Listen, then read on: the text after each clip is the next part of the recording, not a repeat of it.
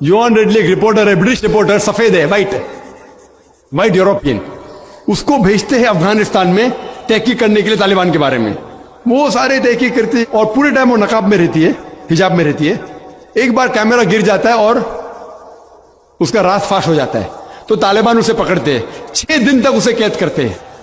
और जिस तरीके से तालिबान ने उसके साथ बर्ताव किया, वो उस लेक्चर में कहती है कि लोग जब उन्हें पकड़ते हैं तो बोलते कौन इसके साथ है, तो आदमी को लेके आते हैं, फिर उसको लेके जाते हैं और सब लोग घेर लेते हैं। तो वो सोचती है अभी चंद मिनटों में ये जाहिल लोग मेरा कत्ल कर लेंगे। शायद हो सकता है क्या 10-15 तालिबान मेरा बलात्कार करेंगे, उसके जहन में ये सब जा रहा है, सोच रही हो सकता है कि मुझे झाड़ पे से लटका देंगे। वो एकदम डरी हुई होती, 1 घंटे तक लोग उसे घेरते लेकिन कोई भी सामने नहीं आता। वो सोचते अभी मेरी मौत, अभी मेरी मौत। 1 घंटे बाद एक अफगान औरत आती है और उसके जिस्म की जांच पड़ताल करती है। फिर उसे पता लगता है हां ये लोग समझते हैं कि मेरे पास हथियार है। वो इतना तेज में आती है, अगर उन्होंने मेरे से पूछना चाहिए, हथियार में बोलती नहीं है। 1 घंटा तक के मैं तड़प तड़प के मर रही हूं कि ये आज मुझे मारेंगे। वो तेज में आके क्या करती है, अपना स्कर्ट उठा लेते, देखो मेरे पास हथियार नहीं है। जैसा स्कर्ट उठाती है, तालिबान 180 डिग्री उस तरफ देखते और भाग जाते। तो वो कहती है अपने तकरीर में, तालिबान को मारने के लिए बम गिराने की जरूरत नहीं। वो कहती है अगर औरतों के कपड़े छोड़ेंगे तो तालिबान मर जाएंगे शर्म के मारे।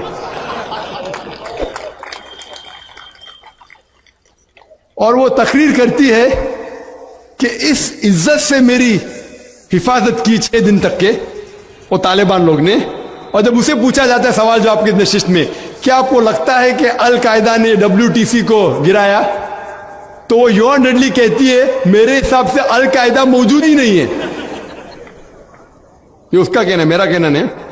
और जब उसे आजाद किया जाता है 6 दिन के बाद, और जब बाकी रिपोर्टर्स पूछते आपके साथ क्या सलूक किए, तो उनने कहा इतना अच्छा हुस्न सलूक किए कि रिपोर्ट के अंदर ही नहीं आया। और उसने सिर्फ ये वादा दी थी कि मैं इंग्लैंड जाके वापस से कुरान मजीद का तर्जुमा पढ़ूंगी। तो वो जाती है और चंद महीने बाद कुरान का तर्जुमा पढ़ती है और उसके बाद वो इस्लाम कबूल करती है। तो उसके नजरिए से तालिबान एकदम मासूम है, उनके ऊपर जुल्म किया गया था। तो आप मुझे पूछेंगे भाई तालिबान क्या कुरान और हदीस की रोशनी में सही है? तो इसका नजरिया अगर लेंगे, जो गैर मुस्लिम थी योहान रेडली, अभी माशाल्लाह हिजाब भी कर रही है, वो यूरोपियन हिजाब कर रही है माशाल्लाह, तो उसके नजरिए से भाई तालिबान अच्छे लोग हैं। तो इसीलिए नजरिया बदलते जाता है। अमेरिका के हिसाब से तालिबान जालिम लोग हैं। तो मीडिया ऐसी चीज है कि कोई भी हीरो को जीरो बना सकती है। They can make day into night, black into white, day into night, black into white. Hero को जीरो बना सकती है, कोई विलन को भी हीरो बना सकती है।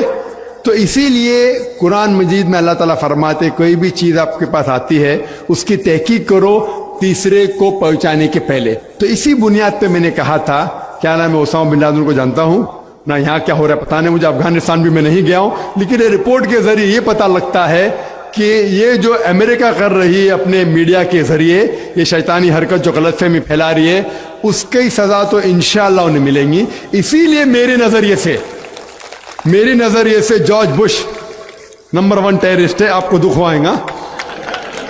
जब मैं लंदन में गया था, वहां एक तकरीर की और मैं जवाब दिया, तो एक नौजवान उठ के कहता है कि जॉर्ज बुश को हम दुआ करते हैं कि अल्लाह ताला उसका कत्ल करे।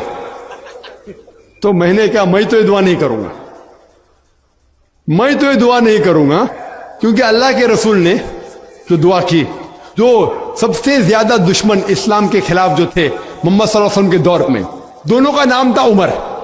तो अल्लाह के रसूल ने यह दुआ की कि कम से कम एक उमर को हिदायत दे। तो मैं ये दुआ करता हूं कि कम से कम अल्लाह ताला जॉर्ज बुश को हिदायत दे।